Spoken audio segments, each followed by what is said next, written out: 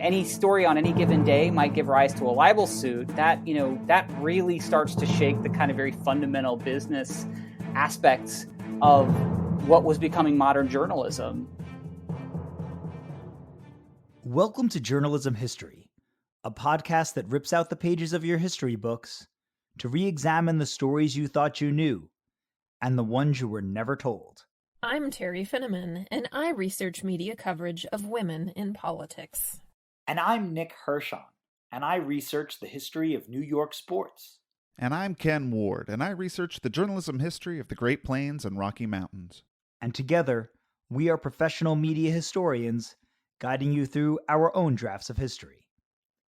This episode is sponsored by the College of Journalism and Mass Communication at the University of Georgia. For more than a century, the college has educated students to relentlessly pursue the art, science, and integrity of stories. They are committed to following First Amendment principles in a digital-first environment as they prepare democracy's next generation. Transcripts of the show are available online at journalism-history.org/podcast. Annie Oakley was livid in the summer of 1903. Oakley had become famous across the United States and Europe as the spunky sharpshooter in Buffalo Bill's Wild West show. And after a train accident, she decided to leave the touring circus and embark on an acting career. But then the same newspapers that had made her an international star ran stories that tarnished her public image. Sensational reports claimed that Oakley had been arrested in Chicago after committing a bizarre crime: stealing a man's pants in order to buy cocaine. The news spread quickly via wire services and the Telegraph. The problem was, none of it was true. In fact, the real Annie Oakley was living in New Jersey, and the woman who had been arrested in Chicago was an imposter. In the 7 years that followed, Oakley went on a crusade to clear her name, filing 55 libel suits against newspapers across the country. Oakley's confrontation with the news media reflected the conflict at the turn of the century between individuals concerned about losing control over their personal information and journalists who were relying on faster communications technology to report fresh and interesting news. On this episode of the Journalism History Podcast, we examine this tension between press freedom and privacy with Patrick Feil, an associate professor of media law at the University of Nevada, and the author of Bad News Travels Fast: The Telegraph, Libel, and Press Freedom in the Progressive Era. Patrick, thanks first for joining us on the Journalism History Podcast to discuss your book today. So you published Bad News Travels Fast in 2019. And just to give our listeners an idea of the concept of this book, you examine a series of libel cases between 1890 and 1910, brought against hundreds of newspapers across the country for allegedly republishing false newswire reports. Libel, of course, allows people to sue for damages when their reputations might be harmed by false utterances, publications, or republications. That's part of what we're going to be getting into today.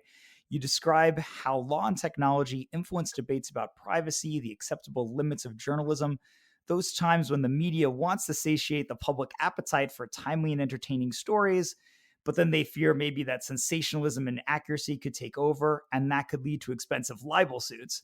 So let's first analyze the title for your book, because I thought this was kind of interesting, the concept of bad news. As I was thinking about it, reading the book, it could be taken two different ways. I'm sure you intended it this way.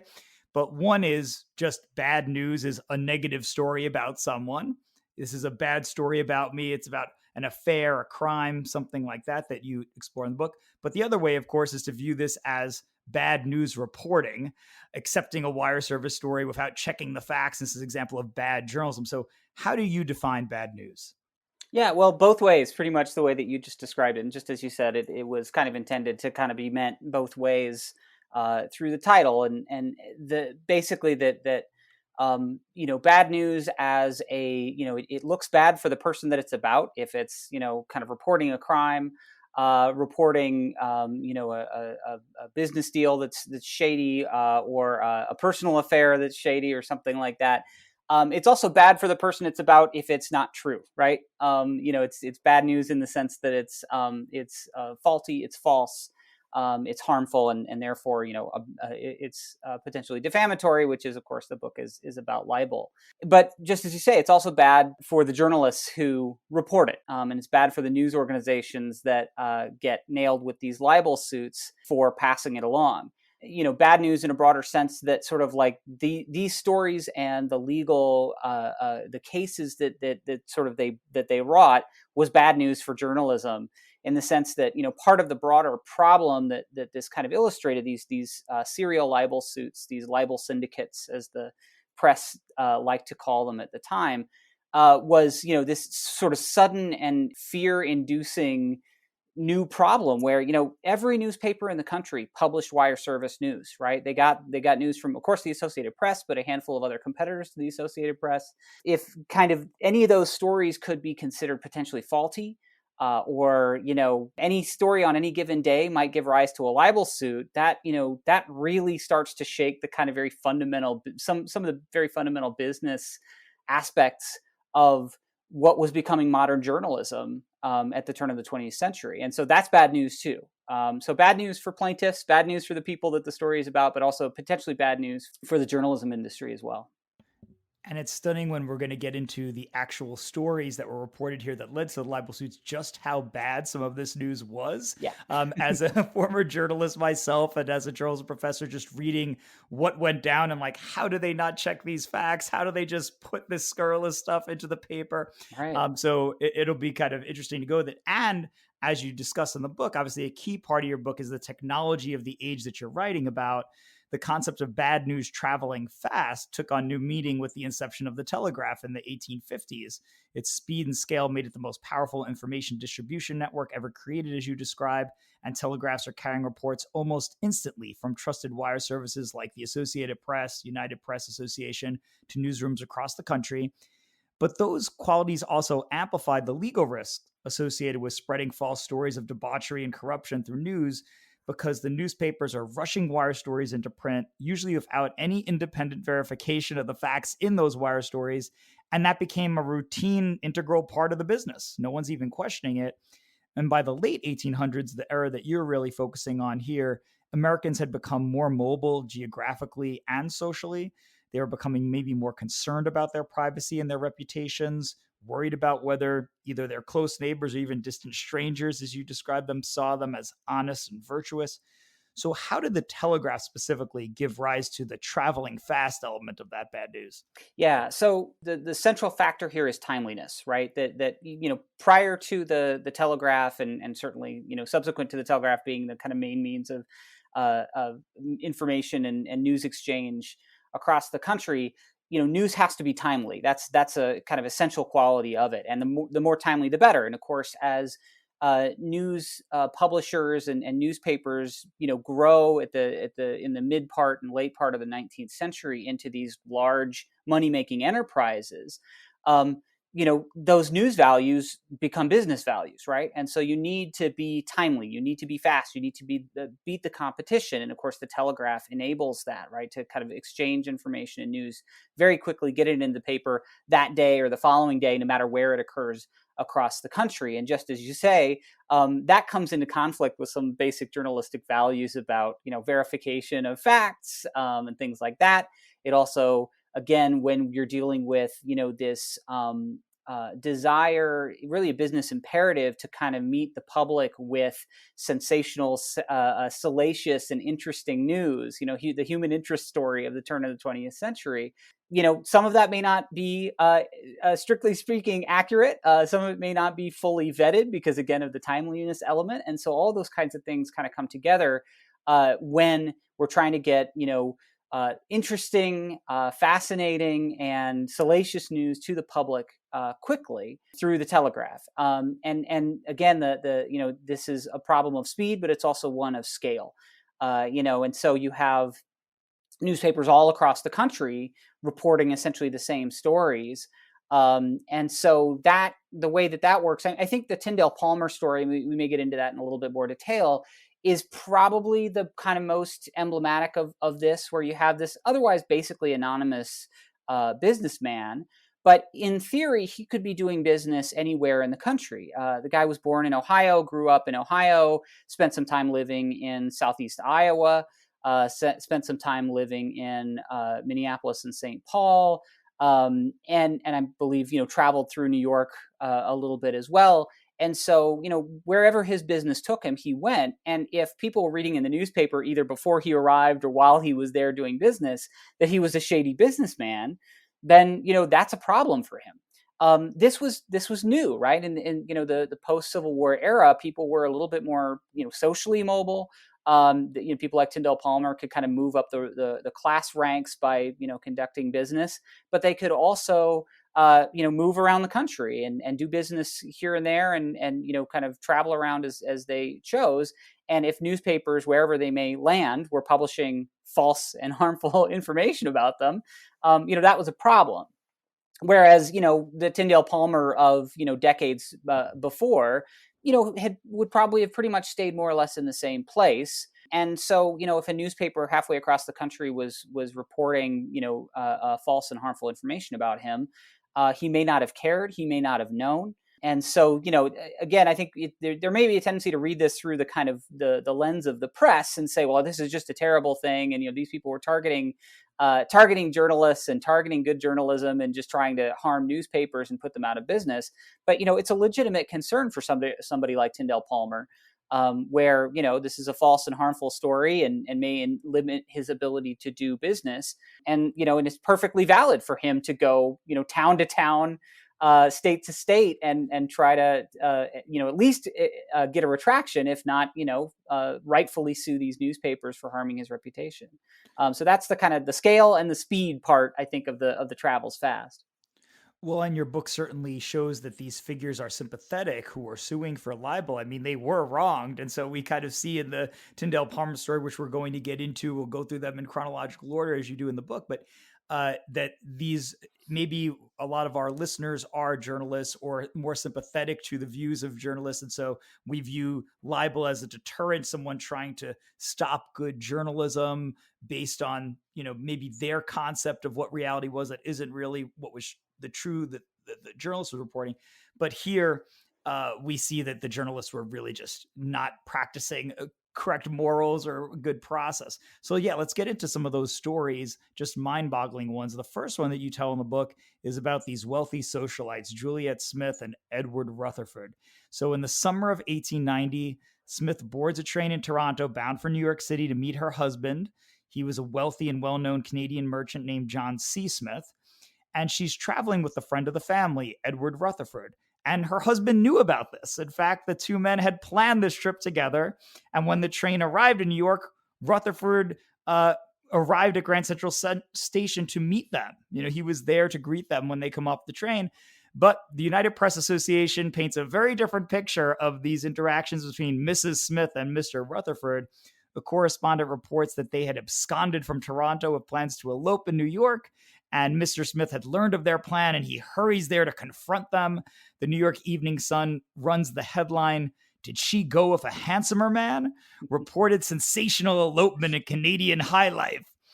And of course, this is all false. They end up suing newspapers in New York and Chicago over these allegations of an illicit love affair. So what can you tell us about this particular libel suit? And then the news industry formulates what becomes known as the wire service defense out of this case. So what can you tell us about that? Yeah, so just as you said, it was this kind of salacious story. I love that headline. Did she go with the handsomer man?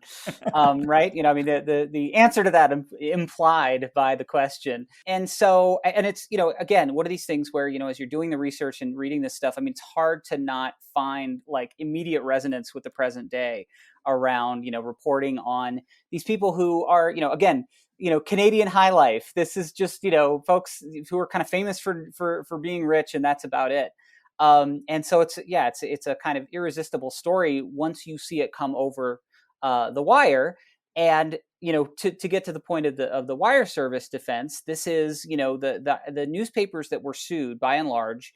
Their argument that they made in court was that if our kind of full-time job, in addition to reporting news for ourselves, that we send our own reporters out to gather and verify and edit and put in the newspaper. In addition to that, we have to verify and edit every piece of wire service news that we get, which in many cases, media historians will know in this era was as much as half the newspaper in smaller areas and in smaller towns and rural newspapers. It would be half or more of the newspaper. It's just not viable from a business standpoint to be verifying both the news that you're reporting originally as well as the wire service news that's coming in.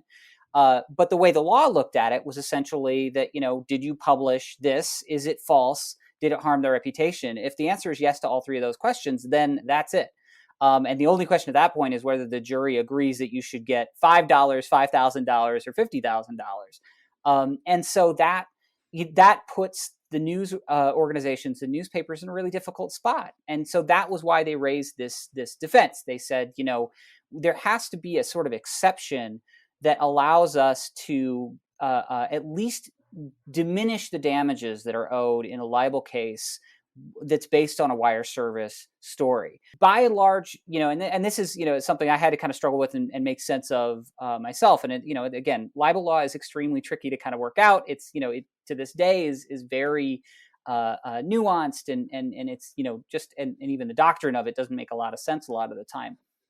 And so it wasn't that the news organizations were arguing, we shouldn't be responsible. We shouldn't be held liable for, printing these harmful falsehoods, but rather that our liability in terms of damages should be diminished because the fault is lower, right? The strict liability doctrine was essentially what the courts were applying and had been applying for decades, which essentially said, as I say, did you publish it? Is it false? Did it harm their reputation? Okay, well, then you're guilty. That's all there is to it. There's no interrogation as to sort of how did you get to this place? How much fault was there on your part?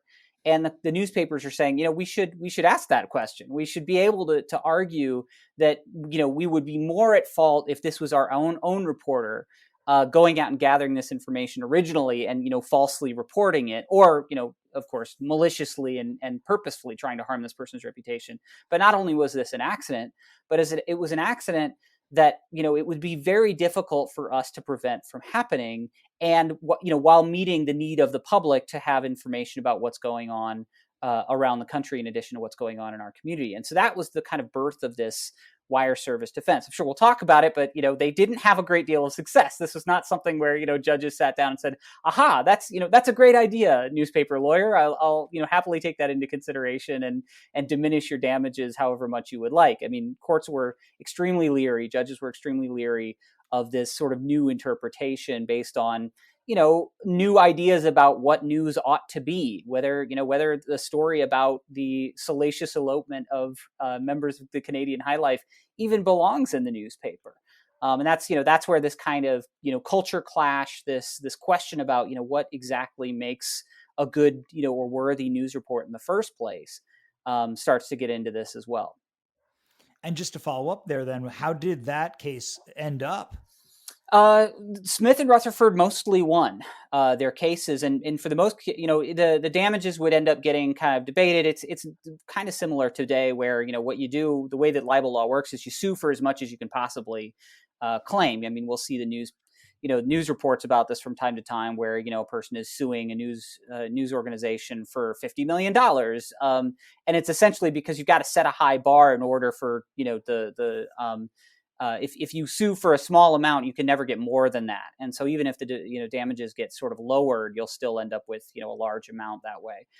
You still, of course, have to prove that that there was harm, that there was loss. And so Smith and Rutherford, in their cases, my recollection is that they won in the thousands of dollars in several cases.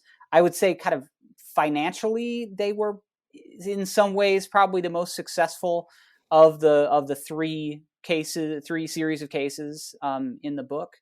I guess, to put it in kind of like sports terms, they had sort of like the highest percentage, winning percentage on the cases that they filed, and the largest amount of damages that they won. So this was this first kind of, I would see it looking back at it, as a historian, is like, this is the shot across the bow. This is the sort of, an incident where There were maybe a dozen-ish cases filed, not a ton, not a huge libel syndicate like we'll see with Tyndale Palmer and even Annie Oakley, but they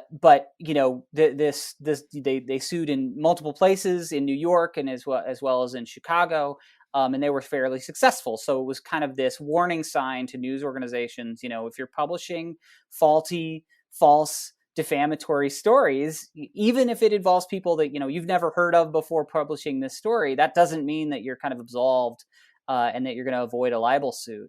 Mm-hmm. And just seeing the permutations of law now having to even define a wire service defense, something that didn't really exist maybe before the Telegraph, didn't need to be discussed in this way. Yeah. So you've mentioned Tyndale Palmer a few times. So we go from Smith and Rutherford in the summer of 1890 to then 2 years later, October of 1892, United Press Association is at it again. They report that this businessman, Tyndale Palmer, who worked for a light company, had been sent to Brazil to negotiate the sale of patent rights for a new light bulb. And the story says that he goes to Rio de Janeiro, he sells the patent for $510,000, but he doesn't tell this to his employer. He says it only sold for $70,000. And then he splits the difference with a local hotel owner. Obviously, a shocking tale of international business fraud, pocketing $440,000. It's also untrue. In fact, Palmer was an entrepreneur and businessman whose work life, as you describe in the book, was in tune with the social and geographic mobility at the turn of the 20th century. He wasn't doing anything particularly wrong here. Over the next 10 years, Palmer pursued lawsuits against hundreds of newspapers for printing the false allegations. And you've brought this up a few times so far. One trade publication calls the systemic approach to litigation the greatest libel syndicate of the age, almost like it's becoming a business pursuit. Just suing somebody for libel becomes its own independent hobby and business. But this case ends up playing a lot differently than Smith and Rutherford. So how did this go? Yeah. So, I just, every time I kind of reread and think about that story, like what newspaper could have possibly resisted this, right? And again, partly because it's just so emblematic of the world and of kind of American culture and business culture at this time. So what was interesting and sort of different about this was so a couple of big differences. Palmer, indeed, kind of turns this into a business venture. He gets an attorney from Philadelphia, goes around, and they send letters to basically every newspaper they can possibly find that publish this story. They demand a retraction and essentially say, you can offer us payment in response, for harming us or harming Palmer, and or I'm going to come sue you. And he sort of very systematically goes around and sues newspapers. He seems to focus, from what I can tell, on places that he's lived or done business. As I mentioned, grew up in Ohio, lived in Iowa for a time, which was very interesting because he actually had some connections to places that I grew up, very close to where I grew up in Southeast Iowa.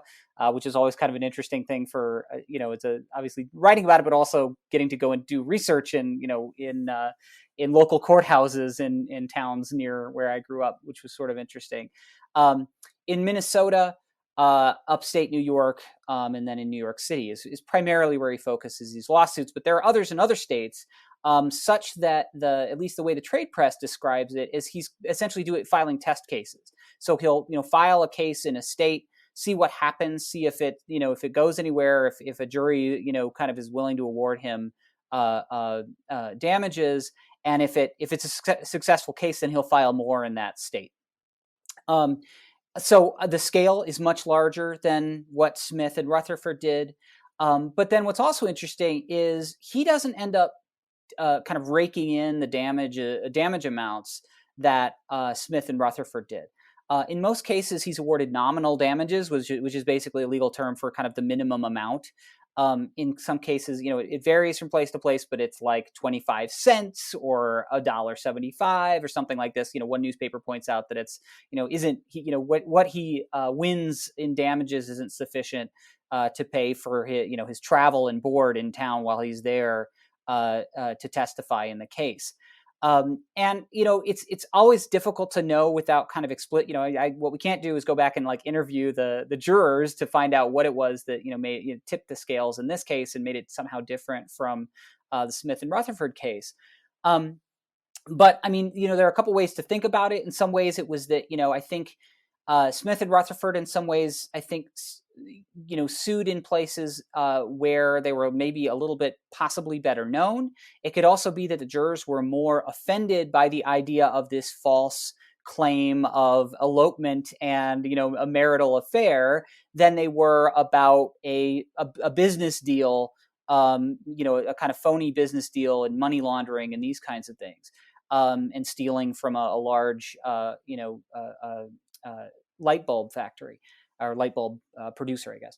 So, there are a couple ways to think about why the jurors, kind of might have awarded smaller damages. It could also be that the wire service defense was kind of, although maybe not necessarily catching on with judges, jurors could have been open to that idea a little bit more. Also, the possibility is this kind of a second line of defense that the news organizations were raising in the libel syndicate defense, which was essentially that jurors should be able to see the fact that this person is going around, and has essentially turned this crusade, this legal crusade, into a new business, where he's just going around and suing newspaper after newspaper after newspaper, and jurors sort of saying, well, we're not going to go along with that. So ultimately, yes, the newspaper loses and Palmer wins, because again, with strict liability approach, and no wire service defense explicitly in the law, no libel syndicate defense explicitly in the law, you would say, well, did the newspaper publish it? Yes. Was it false? Yes. Did it harm his reputation? Yes. All true. However, we don't see that he was harmed in some, a terrible way. And so instead of the $50,000 or the $15,000 that he's claiming in damages, we're going to award him $150. Say legally you are the winner of this case, but we're not going to award you a big pile of damages. And so, Palmer ultimately, again, from the standpoint of was this good business? Probably not. He wasn't terribly successful. I think if you run the numbers, he won a couple of cases and a couple of large judgments. The other part of this is that a fair number of newspapers settle with him out of court. So they take him up on that offer when they, get the letter that says, here's your option. You can pay me $500, send me a check, or I'll come and sue you for $50,000. A fair number of newspapers settle the cases.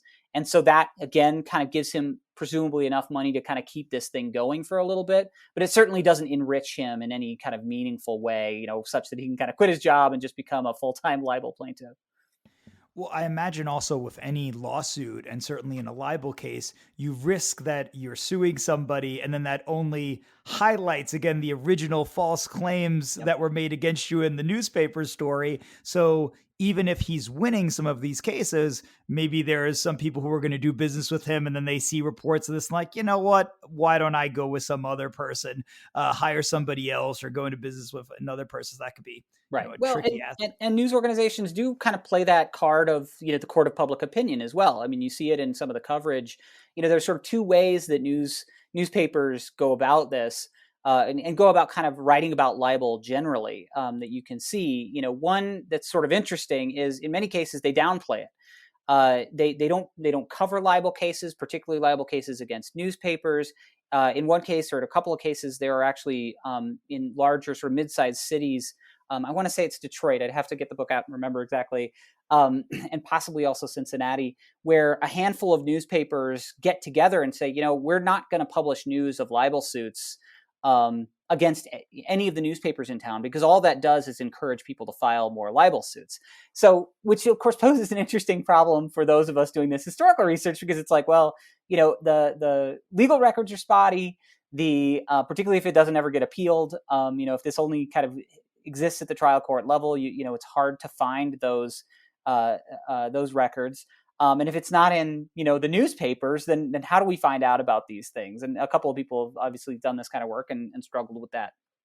The other way that they go about it is, they kind of litigate a little bit in the public in the court of public opinion, and they write about these cases, and they say, there's this guy who's going around suing newspapers, and we're about to see him in our town too, and they essentially explain their case where listen, public, if you like, good sort of news from all across the country that's interesting, and that's delivered in a timely fashion, that comes from the wire services, then this is a thing that might happen sometimes. And we're of the opinion that it was a harmless mistake. We feel bad for Mr. Palmer, but ultimately we don't feel like we're at fault to the tune of $15,000 or however much he's suing us for.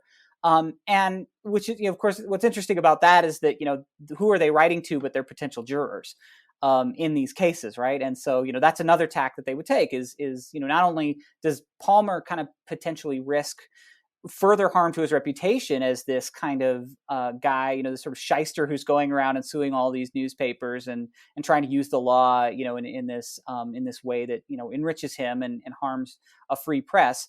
But also, the newspapers, as they report about this, literally are, potentially catching the eyes and ears of potential jurors.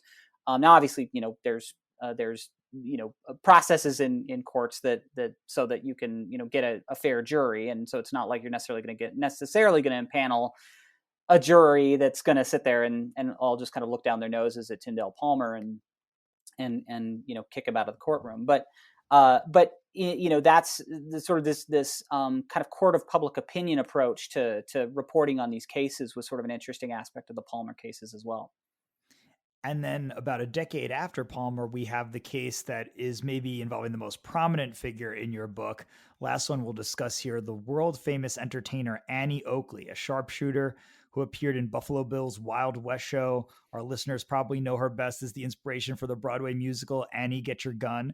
And in August of 1903, newspapers across the United States published a story that describes how Oakley had turned up in a Chicago courtroom, drug addicted and destitute.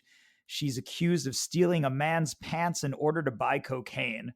The Scranton Truth reports, the striking beauty of the woman, whom the crowds at the World's Fair admired, is gone. But this story, like the others we've been discussing, was completely false. The arrested woman was not Annie Oakley, but an imposter who had toured the country claiming to be the famous Annie Oakley.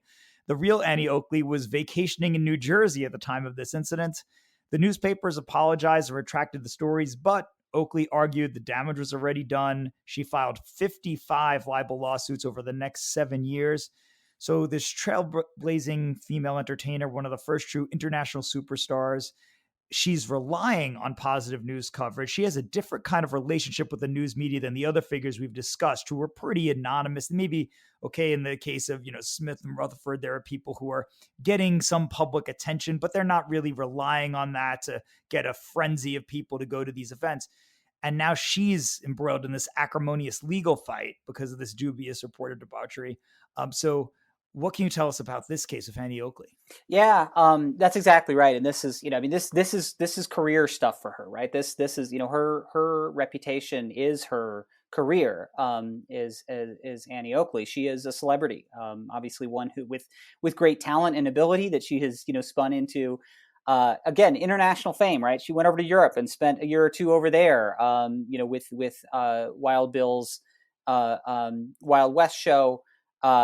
And the kind of meeting and greeting royalty and doing all these kinds of things, and she very much relies on positive news coverage. Let's just pause also for a moment to appreciate, again, like for those of us who write about history and media history, like just the great story here. I mean, again, there were a couple times when doing this research where my jaw is just on the floor, where it's like, so the story was, the report is she stole a man's pants in order to buy cocaine. Am I getting this correct? And again, so it's like, if you see this story come across the wire, you're like, oh yeah, that's front page right there. Like, that's really interesting and shocking news. And so, yeah, it's just, and then of course there's other things like the fact that, it's a false story that's published in the Scranton Truth. So it's like, there's lots of opportunities for wordplay as a writer here too. Mm-hmm. And I tried not to ham that up too much in the book, but yeah, so, so a couple things with this case, indeed, so the one thing is that how do I want to say, like the sort of the die is cast a little bit.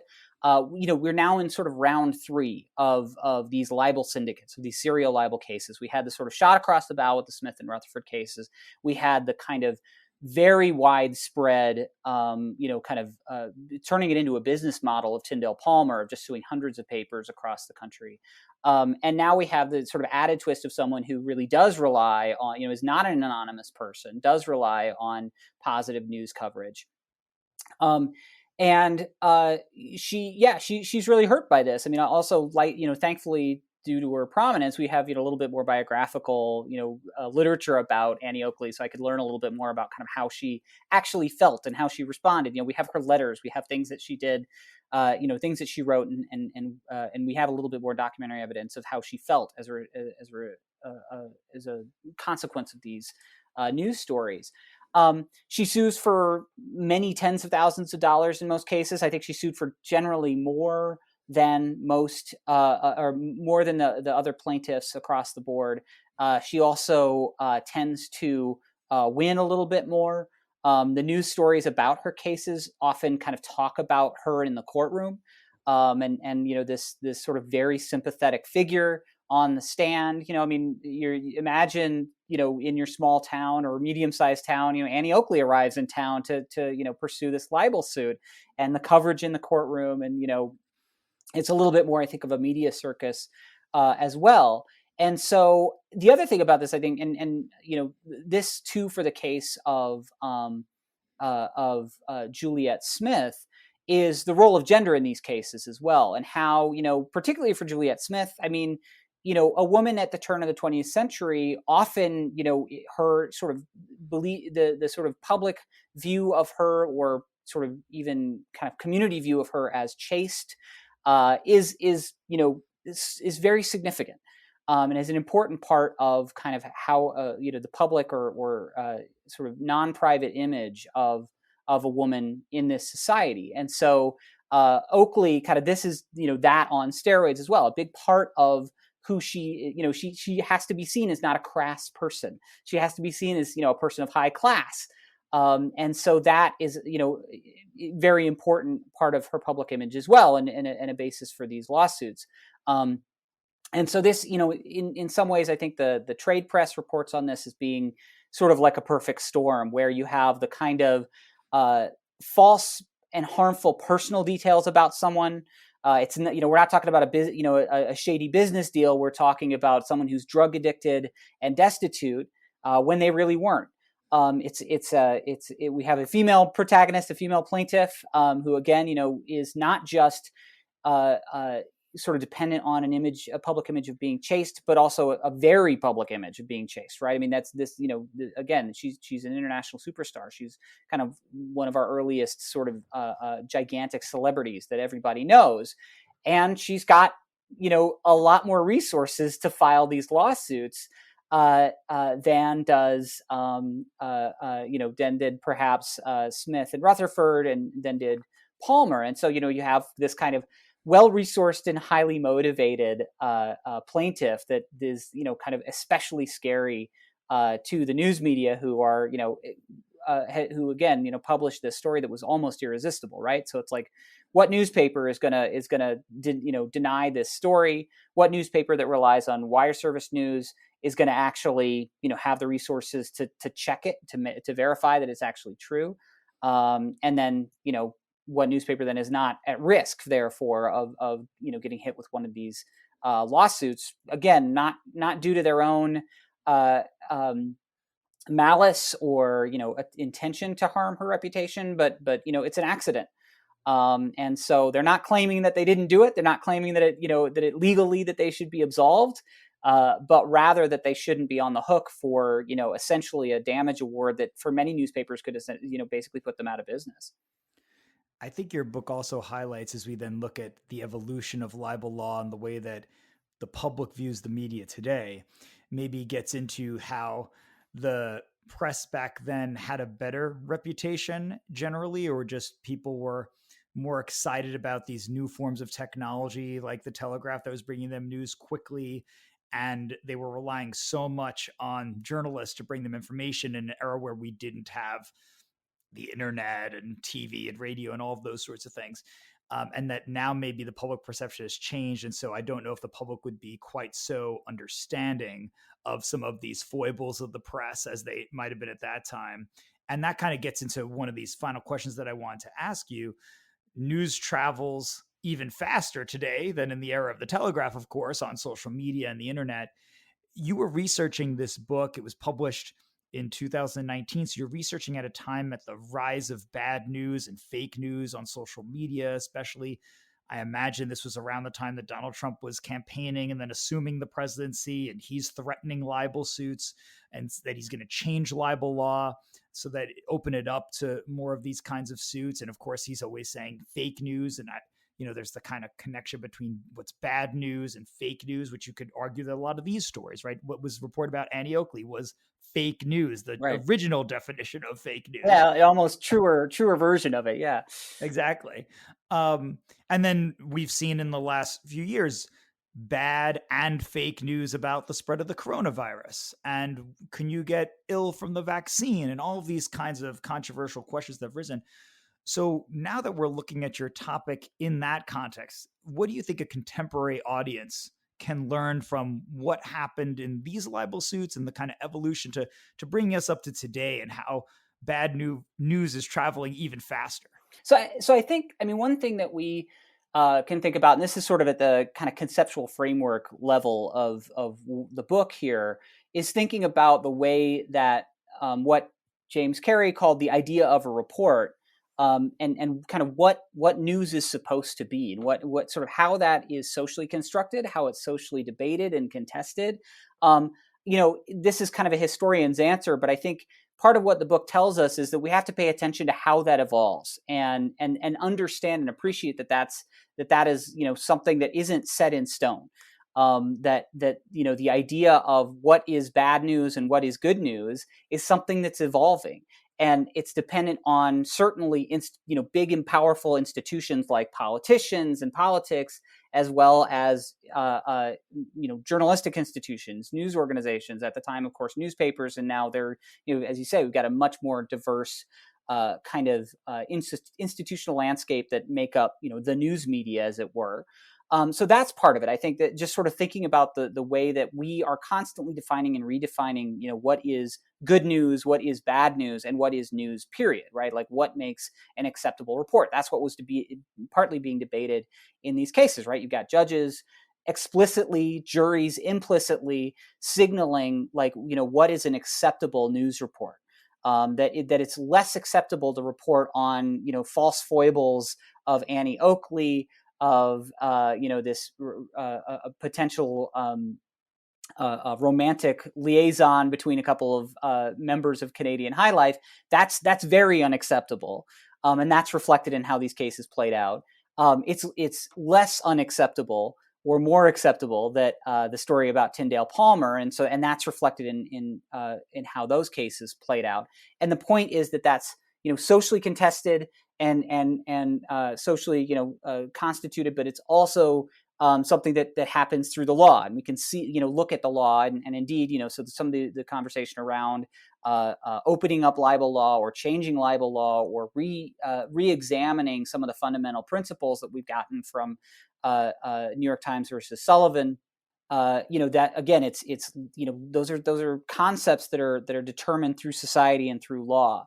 And so I think that's, understanding this, the period that I'm writing about can help us kind of reflect a little bit on what we're currently experiencing.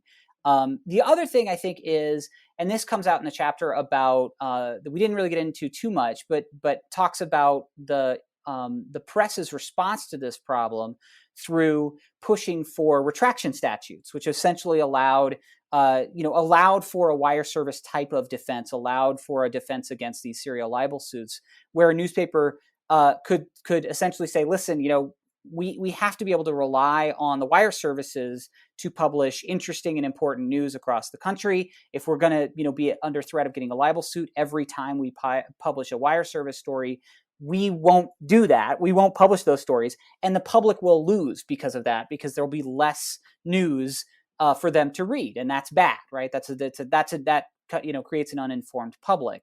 And so the news organizations got together in their professional associations. They lobbied hard. They said, we're losing in the courts. Maybe we can win in the legislatures. And 17 legislatures passed these retraction statutes. And so, so something we can think about today is like, well, what institutions like the news media, press associations at that time are helping to define this landscape today, right? Does the fact that the institutional press, the traditional, at least the newspaper press, is not nearly as powerful, as well resourced, and as well organized as it was perhaps then, and certainly as it became through the 20th century, how is that going to play out when it comes to this redefinition, this potential redefinition of libel, this kind of changing or opening up of libel law? If that's something that's bound to happen, could we expect the press to step up and kind of fight it through legislatures or fight it through the courts in the same way that they would have at the turn of the 20th century, and in the same way that they did kind of leading up into New York Times versus Sullivan, as most recently and most notably Amy Edmondson has written about in the cases leading up to then, right? It's important that these powerful institutions and organizations play a role.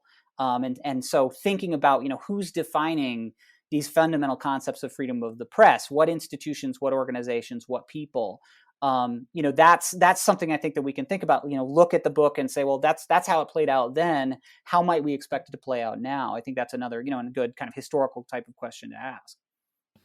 And it's constantly evolving, and we're going to be seeing a lot of new libel suits, I'm sure, that will come out, and then new technology that will change how fast. Is it going to be possible that somehow even more instantly, I don't know, through some new technology, that libel can be done instantaneously? I'm sure it's going to happen. But as we wrap up today's episode, I want to pose a question to you that we ask all of our guests to close the Journalism History podcast. Why does journalism history matter? I think I may have laid out a pretty good answer in the last in the last question, and I think to kind of twist your question around a little bit. I mean, I think it's an argument for why journalism history and the legal history of journalism matters, is because these things are very interconnected, right? The way that we define what journalism is evolves over time. And so if we could look at and kind of understand how that has evolved over time, then we can understand kind of where we are and where we're going. History tells a story not about the past, but about the present. But that's a legal question as well, right? We define what journalism is. We define what is good journalism and bad journalism. We define what is good news and what is bad news in the courts and in legislatures. These are policy questions. These are questions that get litigated in the courts. And it's certainly something that news organizations think about, right? So if we can argue that news organizations play a really important role in defining what journalism is, then they're thinking very hard about what's going to get them sued and what is not going to get them sued, or what's going to win in a case and not going to win in a case, or what the legislatures are willing to protect or not protect as acts of journalism. So those two things are completely intertwined. And so that matters a great deal for how we understand some of these more fundamental concepts like freedom of the press, right? If the press plays a key role in defining what freedom of the press is, both from a practical and a principled standpoint, then that matters a great deal for how we understand where we are today in the world of journalism, where we've come from, and where we might be headed. Well, thank you so much, Patrick, for coming on today to discuss your book. Again, it's titled Bad News Travels Fast: The Telegraph, Libel, and Press Freedom in the Progressive Era, published by the University of Massachusetts Press. We thank you again for joining us today on the Journalism History Podcast. Thanks, Nick. It was a real pleasure. Thanks for tuning in. And additional thanks to our sponsor, the College of Journalism and Mass Communication at the University of Georgia. Be sure to subscribe to our podcast. You can also follow us on Twitter at JHistoryJournal. Until next time, I'm your host, Nick Hirshon, signing off with the words of Edward R. Murrow. Good night and good luck.